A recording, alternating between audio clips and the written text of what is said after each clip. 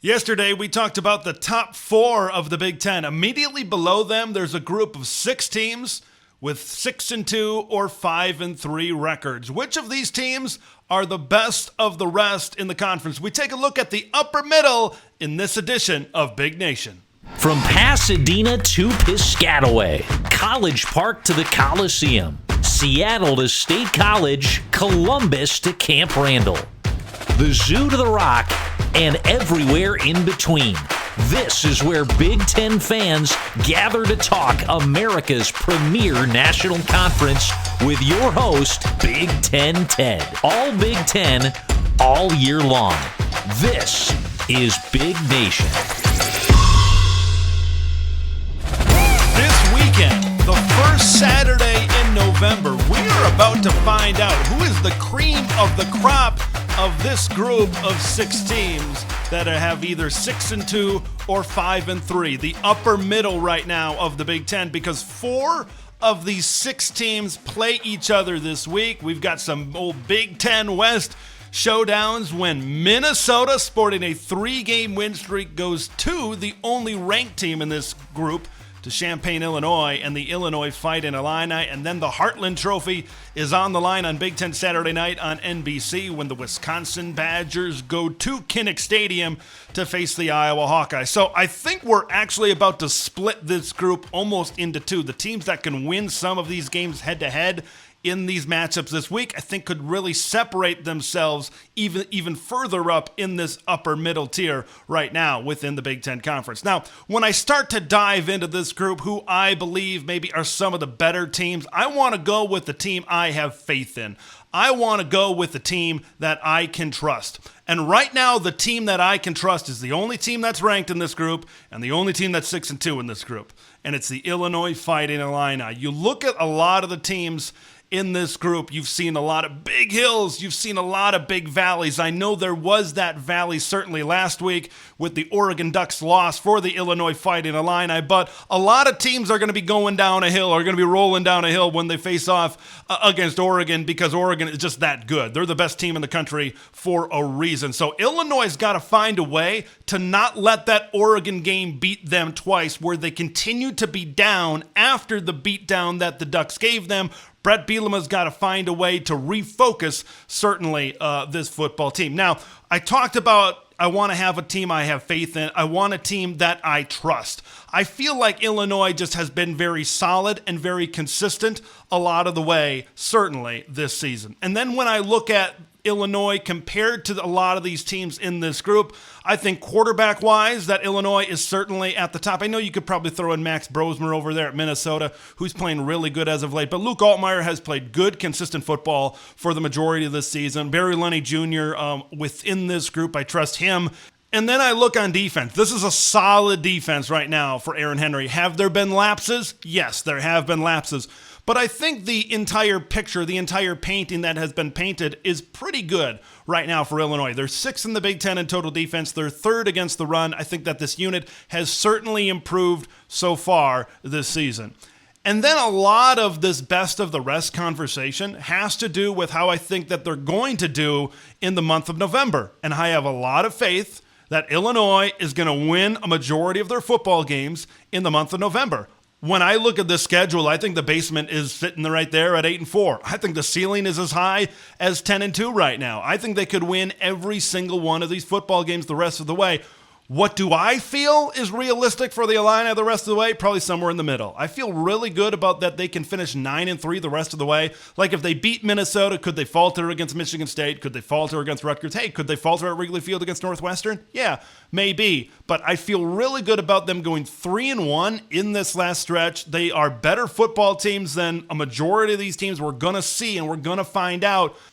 Now let's talk about the team that Illinois is going to be facing this weekend, that being the Minnesota Golden Gophers. This is kind of the new flavor of the week. They had back-to-back losses to Iowa and Michigan. They were sitting at 2-3 earlier in the season. Now they've rattled off 3 consecutive wins against USC, UCLA, and Maryland. And now they are one of the hottest teams in the Big Ten, sitting right there with a 5-3 record going into this big game against the Orange and Blue this week. Now, there's two things about Minnesota that have really stood out to me, that have really impressed me right now. And they both has to do with when the football is in the air. The pass game and the secondary is what I really have my eyes on right now for the Golden Gophers. Max Brosmer just gets better and better and better every single game he plays. The pass game, I think this is the best pass game that Minnesota has had since that great 11-win campaign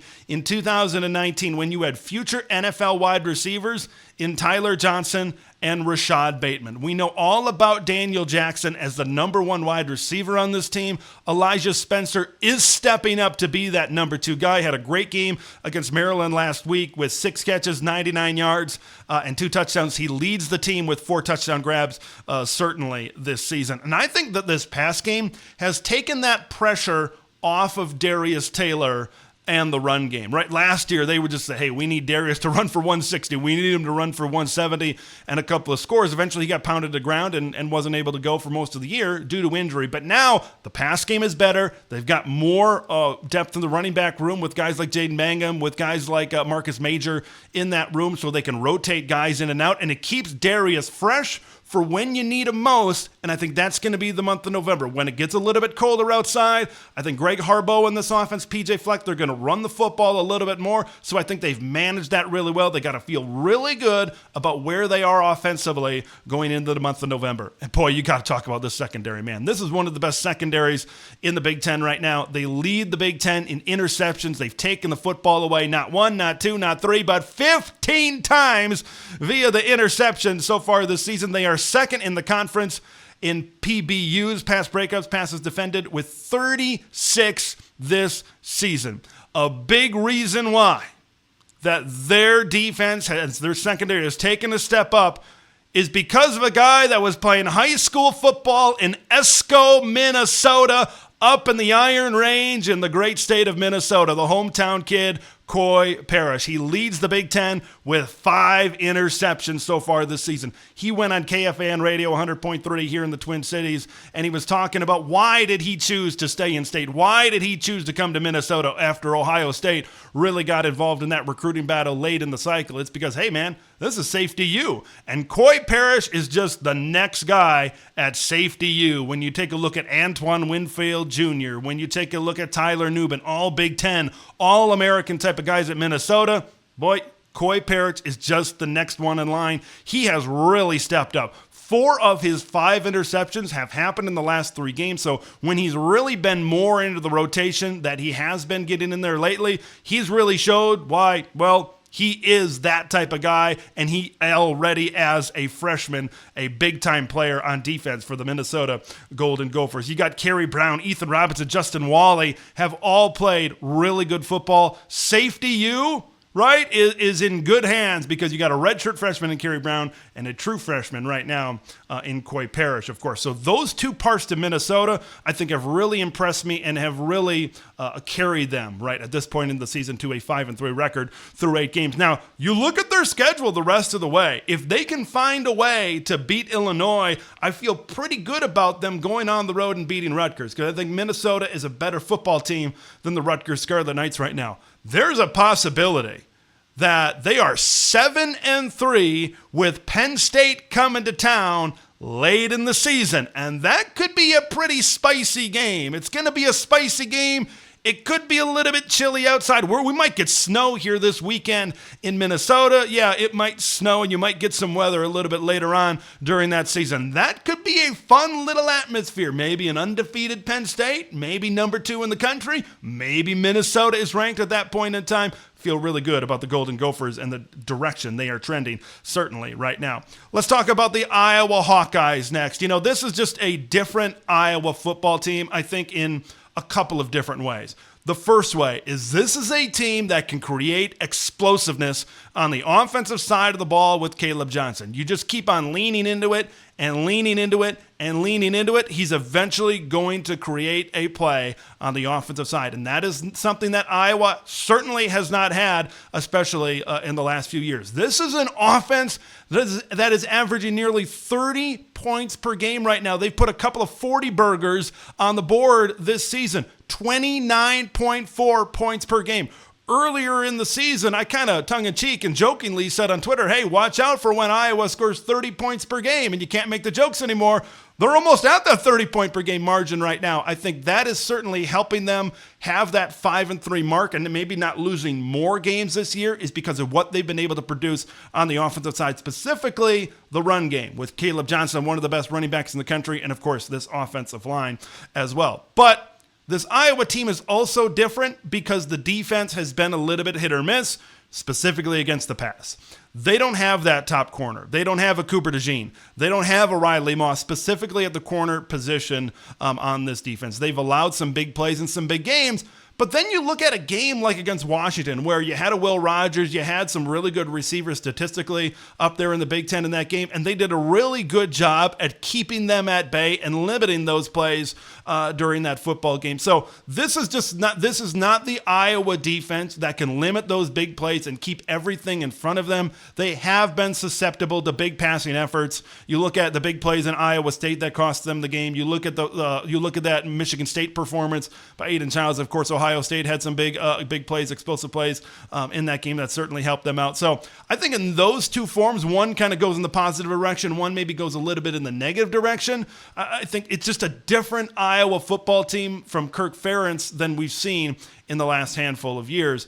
And I think they're hoping that Brendan Sullivan can create a spark right now. Cade McNamara not on the depth chart going into this Heartland Trophy game against Wisconsin. We saw Brendan Sullivan when he came in against Northwestern. This Iowa offense started to really get better, started to put more points certainly on the scoreboard in that game against the Wildcats. So can he give them that spark in the passing game to maybe raise the floor even more at this Iowa offense? That's certainly what the Hawkeyes are hoping for. You look at the remainder of their schedule, it shapes out pretty nicely because their toughest remaining games on the schedule are at Kinnick Stadium. Of course, you've got that Big Ten Saturday night game this Saturday when the Wisconsin Badgers come into town. You've got Nebraska on Black Friday coming into Kinnick Stadium as well. At UCLA and at Maryland, your easier games are on the road. I'm very iffy on where Iowa is going to end up. Of course, they're sitting there at 5-3 right now. I could see 7-5. I could see 9-3. I could see a lot of stuff in between. So we'll see what the Hawkeyes can do here the rest of the season. Let's talk about their Black Friday rival, and let's talk about the Nebraska Cornhuskers right now. We've seen both sides of the Husker spectrum over the last 2 weeks. Specifically on the defensive side of the football, there's been some inconsistencies. There's been some games where that defense comes out and they look like a top unit in all of college football. There's other games where they come out and you look at the Illinois game, how they were able to move the ball in the second half. You look at the Indiana game, and it doesn't look as good. So I think they need to find a way. Who is the real Nebraska? I think that's what we're trying to find out. How can they be more consistent down the stretch to be able to win some more of these games? As long as Marcus Satterfield is calling plays, as long as he is the offensive coordinator of this Nebraska team, I'm not ultra confident that this team can take big steps forward. Is Matt Rule going to ban the screen pass? Man, I've never seen so many screens and lateral passes maybe in my life than I saw last week for Nebraska in that game against the Ohio State Buckeyes. I'm just not ultra confident in the consistency of this team. I'm not ultra confident in the offensive prowess right now of this football team as well in Lincoln, Nebraska. You look at the remainder of the schedule, there's a wide range of possibilities. What I want to see from the Cornhuskers, I want to see them take care of business. I want to see, let's call them moral victories. I want to see those moral victories, those positives from the loss against Ohio State. I want to see that carry over, and if they can handle UCLA, I'll feel pretty good about where the Huskers are right now. They'd be sitting at 6-3, going to USC a little bit later on in the season. I had them going at 8-4. in the preseason. They could certainly still get to that point. I think 7-5 and 8-4 is probably the realistic mark, I think, the rest of the way for the Nebraska Cornhuskers. Let's talk about the Wisconsin Badgers. So they were the flavor of the week. 3 consecutive wins coming into that game against Penn State. And now here's kind of how I feel about the Wisconsin Badgers after that 28-13 loss over the Nittany Lions. I feel good about the defense. I don't feel as good, certainly, about the quarterback. Let's talk about the defense first. Of course, that pick six, a defensive score for Penn State.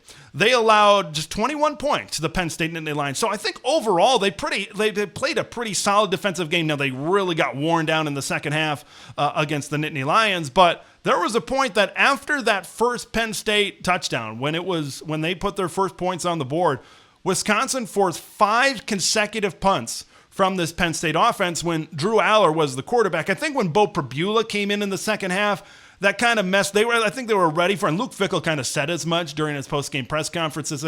They were ready to defend him in single-play situations, in package type of situations. But when he was out there and he was doing the things that he was able to do consistently, I think that threw Wisconsin off a little bit, not trying to make excuses. I just think that's the reality of the situation. And Penn State was able to put 2 long touchdown drives and end up pulling away in that football game. But this defense continues to make strides. I like the way that the defense is playing. I look at the remainder of the schedule outside of Oregon. I think this defense can keep Wisconsin in and give them the possibility to win every other game on their schedule. It just seems like when Braden Locke is out there, you know an interception is coming. It's just a matter of when. I had a feeling that Braden Locke was going to throw an interception in that Penn State. It was just a matter of when, and it came at the absolutely worst time, and it resulted in the absolutely worst result that a quarterback and a team can hope for. Like, he's got to find a way to clean this thing up. Otherwise, this is kind of just be hanging over this offense,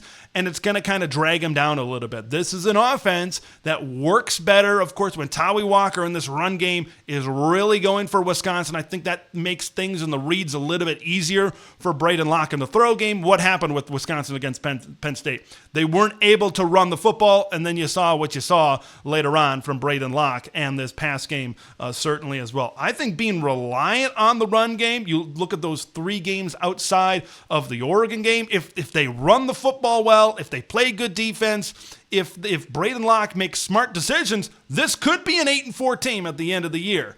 But I think that's the high point right now for the Wisconsin Badgers. Like the Illinois against Oregon, they can't let that Penn State game beat them twice, because this Iowa game this week is huge. All of a sudden, this was a team that was feeling really good about themselves at 5-2. Okay, you lose to Penn State. Now if you fall short to Iowa, then you got Oregon. All of a sudden, you're reeling after winning 3 straight. Now you've lost 3 straight. And you're sitting there at 5-5 at Nebraska, home against Minnesota. It's a very similar picture to what it was last year, where they needed to win some games to get to bowl eligibility. Will they be able to do it this year in Lincoln and then against a good Gophers team at the end of the year? That remains to be seen. A wide range of possibilities, certainly, for the Wisconsin Badgers. They have a challenging finish to the season here in the month of November. I'm going to finish things off with the Michigan Wolverines. I think out of all of these teams, Michigan has the most difficult schedule coming up down the stretch here in the final month of the regular season. Now, Davis Warren looked better in that game against Michigan State. And that's certainly a good sign, but this was also a Michigan team that struggled running the football in that particular game. Now, when I look at their offense and I look at their defense, I just don't know if either of these units is good enough to hold up against most of the teams remaining certainly on their schedule. Like, this was a defense that gave up 352 yards to Michigan State. They got outgained significantly by the Spartans. Michigan State was able to run the ball. They threw the ball for something like 180 yards in this game. Aiden Childs did not throw an interception, finally. So I'm not sold on this defense. I think this defense has really good pieces. Graham and Grant up the middle, Will Johnson, they've got really good pieces. I just think as a unit, it just hasn't gelled together. And I think as a unit, it's certainly not a great defense. We're living in a world where Michigan and Iowa are middle-of-the-road Big Ten defenses. That certainly has not been the case the last few years. They are staring 6-6 in the face with a 5-3 record. You got Oregon and Indiana the next 2 weeks. You got Northwestern before you got to go on the road to Ohio State.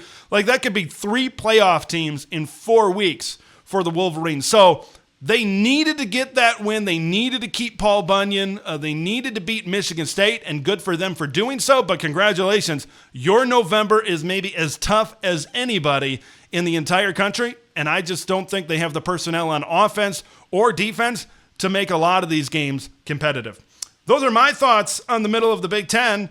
I want to hear your thoughts on the middle of the Big Ten. How do you think each of these teams are going to finish? Who do you think is the best of the rest? Do you agree with my Illinois prediction that they are going to maybe have the best record out of all of these teams when all is said and done? Or do you think it's somebody else? I'm Big Ten Ted. We will see you in the next one. Thank you for watching and listening to Big Nation. Make sure to subscribe and follow Big Ten Ted on X, YouTube, and podcast platforms to stay in the know on all things Big Ten football.